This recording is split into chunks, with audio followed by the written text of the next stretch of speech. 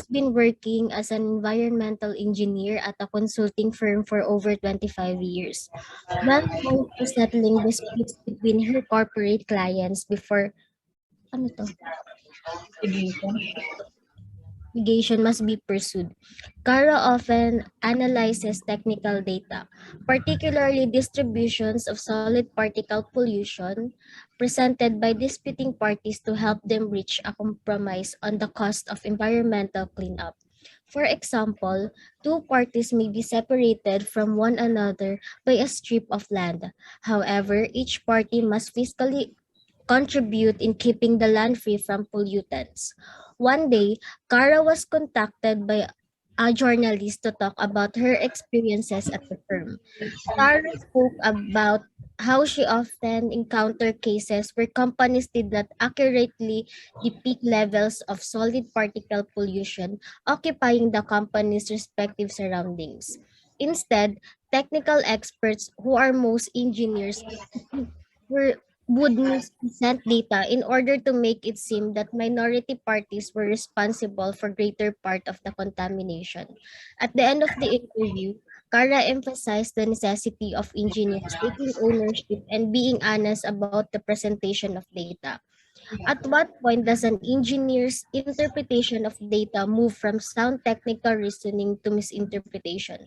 How should engineers deal with the pressure to come up with the data that may indicate favorable result for their employers? Sino una? I think Cyrus has an answer. Ako na ba? Okay. Yeah. So, according to the Code of Ethics for Engineers, engineers shall not attempt to injure, maliciously or falsely, directly or indirectly, the professional reputation, prospects, practice, or employment of other engineers. As Kara was talking to a journalist, she has exposed her encounter of malpractice of other engineers. This directly violates the initially mentioned statement. To continue with the quote, engineers who believe others are guilty of illegal practice shall present such information to the proper authority for action. This was what Kara should have done in order to address this issue. Adding to that, having the pressure to come up with the data that may indicate favorable results may be difficult to do so. Engineers must comply with proper practice without compromising the employers once and report any progress accordingly, knowing full well that you did a good job. That's all. Okay, guys, who wants to add to what Cyrus said? So, I think this code is relevant in this case. Para exposed comments are an attempt to maliciously injure the professional reputation, prospects, practice, and employment of the other companies. It is unethical in seeking to properly the confidential information of the different companies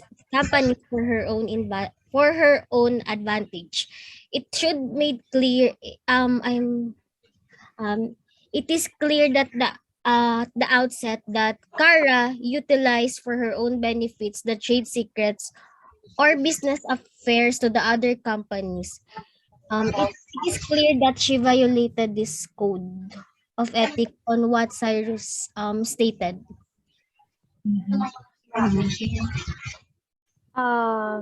For me, I think the moment that Kara shared about her experiences at the firm, there are practices that Kara did not abide. Like, for example, it should be, in addition to what they have said, engineers shall avoid all conduct or practice that deceives the public. Like, they shouldn't give out a result that is not that would misrepresent the data in order to make it seem like mas ano siya, mas makatotohanan. Ayun. Like what Kara's case, she emphasized the necessity of engineers taking ownership and being honest about the presentation of data. So some of the practice that Kara did was attempt to maliciously or falsely indirectly the professional reputations of unethical or illegal practices. So, yun. So, Ako, Fred, for me, ay, Coach ako, Rebecca. sige, go. Go lang. Ako, for me, as a future engineer, diba, we should avoid deceptive acts. Like, we should be truthful in our professional reports, statements, and such, diba? And we should express the facts only. We should not deceive the public and make unethical things or practices that can destroy the professional reputation of others. Mapa-big time man yan or small time party. Dapat sa lahat ng ginagawa natin, andun pa rin yung integrity. So, yun yung side ko. Ikaw, Fred, what do you think? What are your thoughts dito? Hello. Rinig. Feeling ko yung mga engineer na employed sa company na gumagawa ng illegal, they are pressured by the employers. Kaya nakakapag-release sila ng inaccurate result kasi natatakot sila mawalan ng trabaho pag di sila sumunod. Pero engineer should always, practice yung, always remember the practices sa code of ethics kasi mas malaki yung mawawala sa kanila pag nakakapag-violate sila ng rules. Pwede sila mawalan ng lisensya, gano'n. Hindi lang trabaho. Pwedeng mag-add. Yan, sige, go.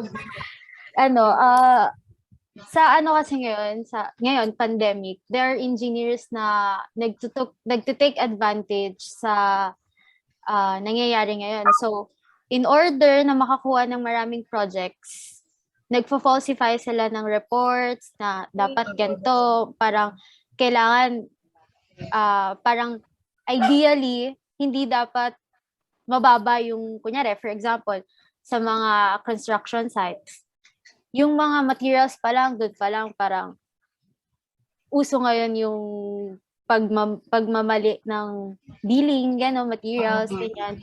So, doon din papasok yung corruption. So, parang hindi lang din misrepresentation ng data, but also yung corrupting doon mismo sa project. So, some of the engineers to turn into that to get another projects which is dapat hindi. Which is unethical. Ako, for me, yung case na to is similar to what happened in my internship. Kasi meron akong experience na pinapa-review ako ng mga, alam niyo yung speed test naman, di ba? Yung upload and download rate. Tapos, may napansin akong mali sa data.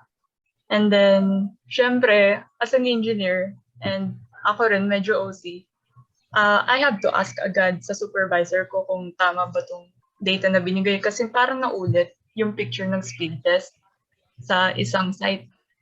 So, parang ang naging move sa akin is kung ano daw yung nandun sa report, yun na lang daw yung i-forward ko or gawan pa ng another report. So para sa akin, magkakaroon ng problema kapag dumating na sa higher offices. So dun pa lang sa experience na yun, I thought na dapat kapag may information ako natanggap na mali, dapat siguro na i-report ko pa sa iba para ma-evaluate din nila. So yun. Yun yung tingin kong dapat gawin ng engineers, especially right now, sa nangyayari in pandemic kasi. Ganun. May iba pa bang gusto mag-add or something? Okay na ata. Gana ba? Hello? Okay na ata. Okay na. Sige. Okay. Thank you, Doc H. Thank you. Thank you.